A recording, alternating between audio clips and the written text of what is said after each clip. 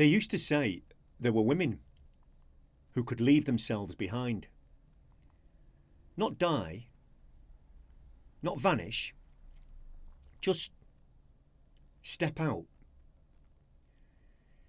In the old stories, witchcraft wasn't all smoke and curses. Sometimes it was domestic, quiet, practical. A woman with a long day behind her, finding a way to move lighter through the night. This one was told across the north, by hearths, by stiles, and by people that didn't swear it was true, but they didn't laugh either.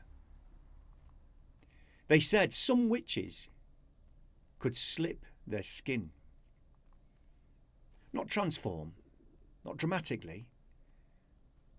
They would unfasten themselves the way you'd shrug off a coat. Carefully, respectfully, skin folded and set aside, kept warm, kept safe. What went out after that wasn't quite human. Something leaner, quicker. A shape that moved like breath over fields and lanes where no one had business walking after dark. Sometimes it looked like a hare, sometimes a fox, and sometimes just a movement that your eye could settle on. Now, old folk didn't argue about which. They just knew it wasn't right. The danger wasn't the wandering. It was the return. Because the skin didn't always stay hidden.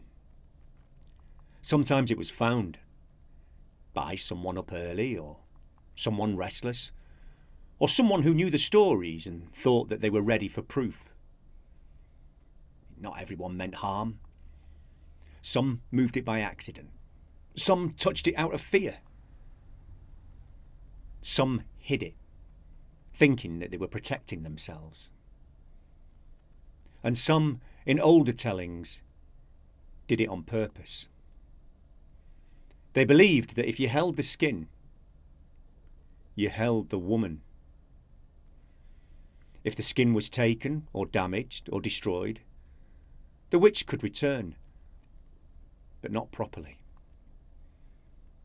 And in every telling, there was a woman that people pointed to. Not named, not written down, just the one it happened to. In one village, they said that she withered the moment that she tried to step back into herself, as if the body knew what had been done, even if no one wanted to admit it. In another place, they said that she screamed herself hollow, as if the shape came back, but the person inside had nowhere left to stand. And in some tellings, they say she lived on, thinner, quieter, still there, but never quite fitting her own life again. That's why endings never match. Because stories like this weren't trying to describe magic. They were trying to describe what happens when a woman's life is handled by other people. The skin isn't just a trick. It's privacy. It's autonomy. It's the part of the person that only works if it's left alone. And the damage never had to be deliberate. Curiosity was enough. Fear was enough. The belief you had a right to interfere was enough. That's why stories don't end with fire and punishment.